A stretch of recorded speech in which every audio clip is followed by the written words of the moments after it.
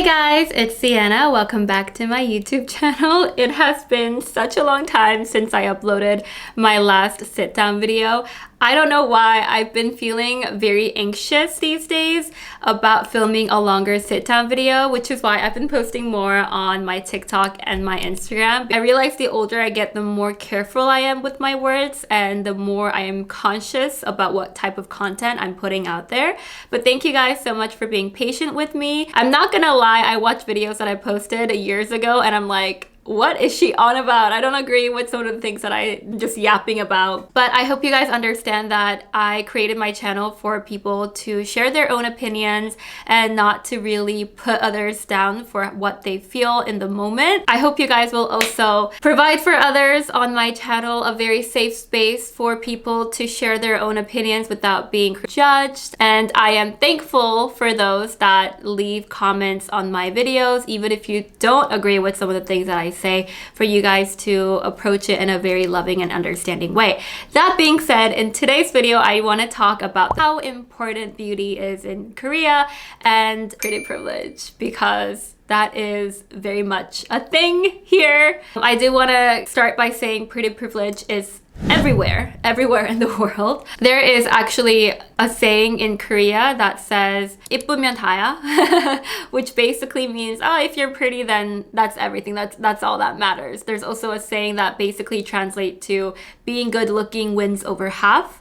So if you have the looks, then it's gonna get you far in life. In Korean society, being attractive is definitely going to help boost you in whatever field you want to work on. In the entertainment industry, of course, that's going to be very helpful. But even in service industry and even at a 9-to-5 job. I'm sure you guys have heard this before, that sometimes when students graduate from high school, often parents will gift the students a plastic surgery of their choice as a gift of studying hard and they're finally being able to take care of their looks. I do have to say that I think this is also pretty old school way of thinking. I am in my mid-20s, and when I was growing up, this was definitely a thing that a lot of parents were gifting their kids plastic surgery when they graduate middle school or high school. But I will say nowadays, because they are more lenient about students taking care of themselves. Like when I was in school, we had very strict rules about no makeup. We weren't allowed to grow our hair or our nails.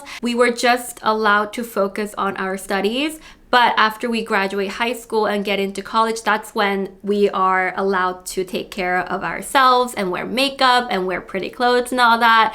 However, I think nowadays society is slowly changing. The younger generation is also exposed to social media and they're wearing makeup and they don't have any crazy strict rules in school. A lot of Koreans actually believe that being attractive will get you a lot further in life and will bring you success. There's a saying that someone has good 인상, which means they have a good impression. This doesn't necessarily mean, oh, they're so pretty or they're so good looking. But when someone has good 인상, it just means they have a very approachable, kind face and you want to be friends with them. Here are some celebrities that are known for having good 인상. I'm going to insert some pictures here. There you go. In Korea, in some companies, they require for you to put your ID picture in your resume. And a lot of people believe that in order for you to get the job, you need to have a really good ID picture. The more handsome or the more beautiful your ID picture is, the higher your chances are in getting the job. Discrimination based on looks is highly discouraged and banned in a lot of countries. But in Korea, there's more focus on your looks that is still highly practiced in a lot of workplaces in Korea. Since there's such a high focus on getting a really good ID picture for your resume, there are also a lot of photo studios that specifically tailor to resume pictures. Just as there are studios for passport pictures, there's also ones for job applicant pictures where they will help you with your hairstyling, with your makeup, with your facial expressions, and they'll also Photoshop you in ways to make you look more approachable and have a better 인상 impression. They will remove any blemishes, make your face more symmetrical. Sometimes they will lift the corners of your lips so that you look like you're smiling all the time. They will make your eyes bigger and your face narrower. A member of the National Assembly actually introduced a bill that will ban employers asking for ID pictures on their resumes or any personal information in their resume, such as, your family history, your birthplace, marital status, whether you want to get married in the future, things like that. But there's still quite a divide because there are still some people that believe that these things are important and a contributing factor when applying for a job and when considering who they want to hire. I did hear recently that there are bigger companies that will not ask for any ID pictures or personal information. And when I was working at a company, it was quite annoying because I had some experience of men constantly commenting on my looks, whether I was wearing makeup that day, whether I was breaking out that day, whether my hair looked messy that day. I always got remarks on my looks, even though my work had nothing to do with what I look like. Korea is a very competitive society, and there's also some pressure to look good all the time. When I lived in other countries and I came back to Korea, I noticed how well and put together everyone looked in the subways when they were just going to meet a friend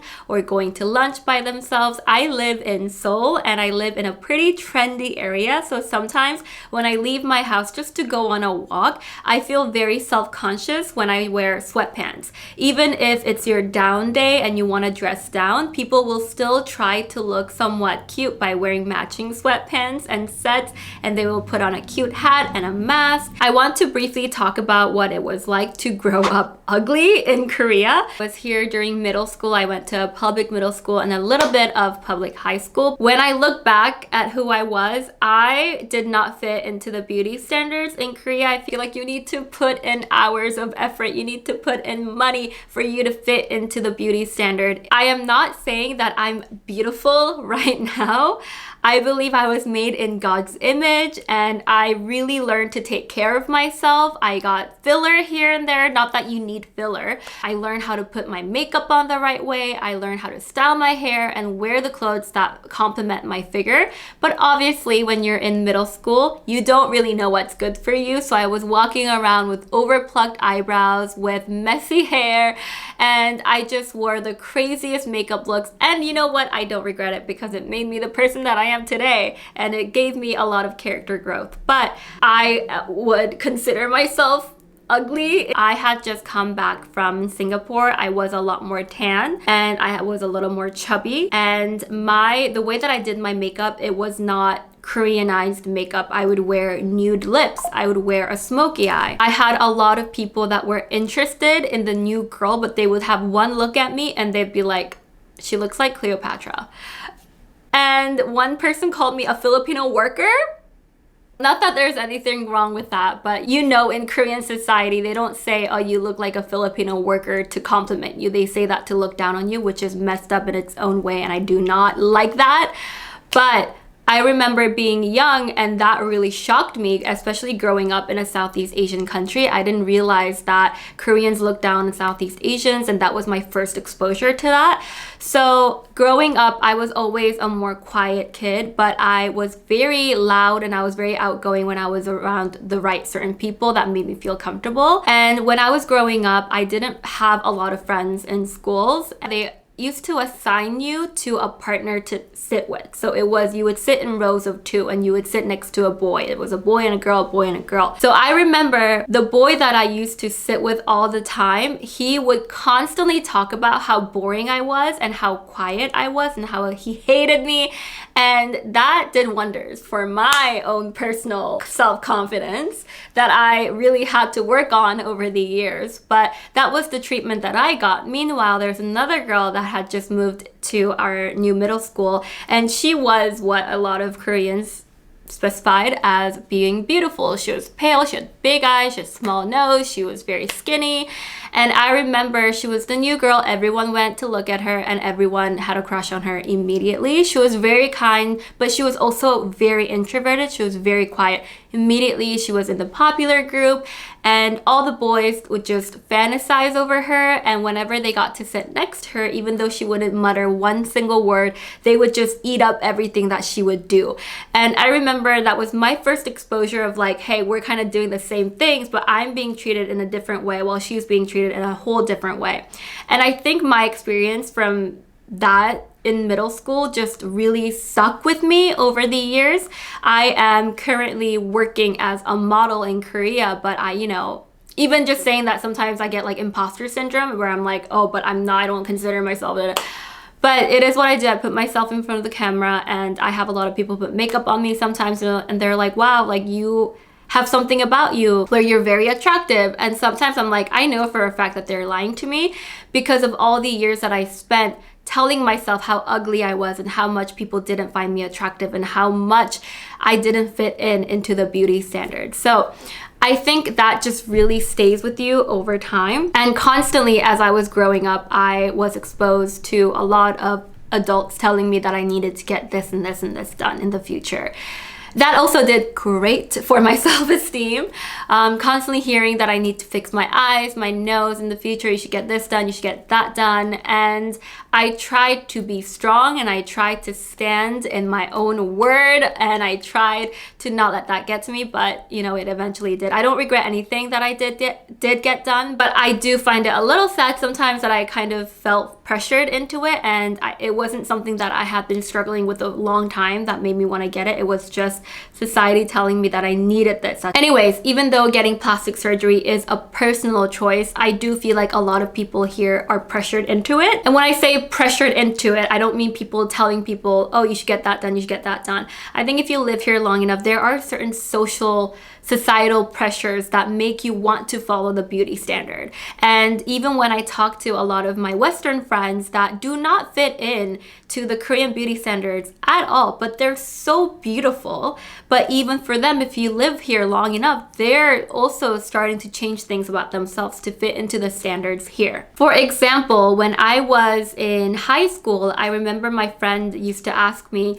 what are you gonna get done after you graduate and you become an adult? And I said, oh, I don't really want to get anything done. And they were like, wow, you must have a lot of self-confidence. But they didn't mean it in a way where they were praising me. They were like, wow, like you have all that confidence for what?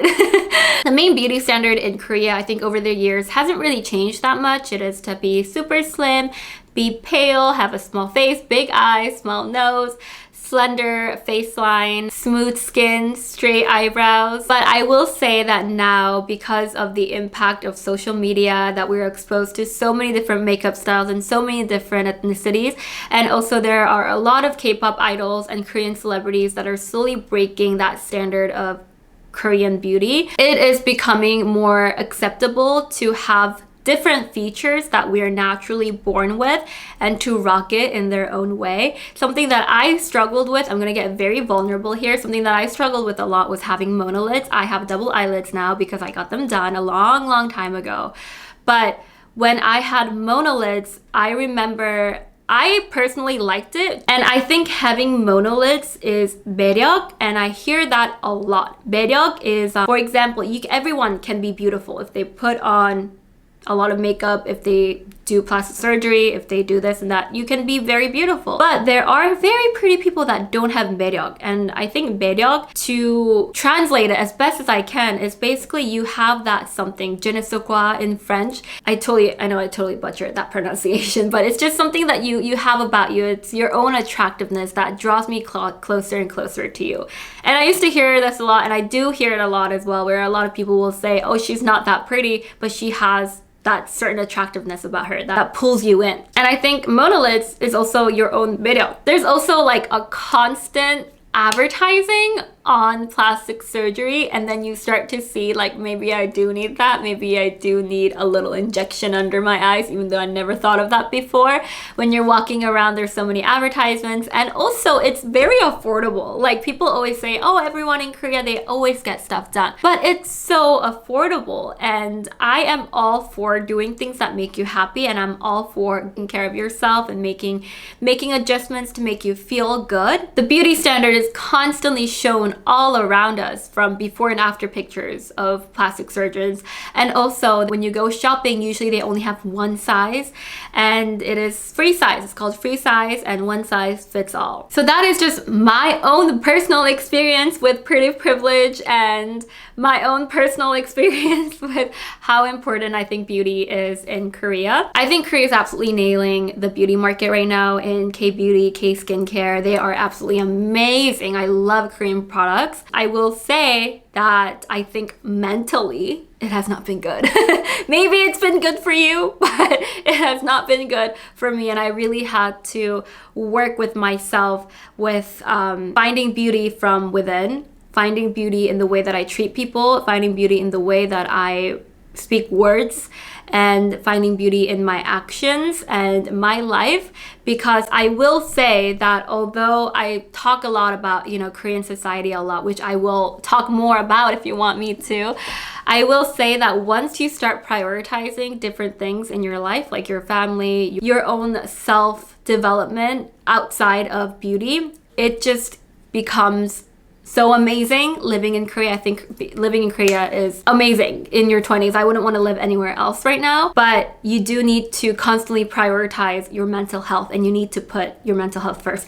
Next video, I want to make a video about realistic expectations to set for yourself before you move to Korea. If you guys also want me to talk about that, leave it in the comments below, because that's something that I want to talk about, but I want to make sure that's something that you guys want to hear my opinions on about as well. In no way am I shaming the Korean society in any of the videos that I make. This is 100% just my experience. Thank you guys so much for watching, and I will be back next time. Bye!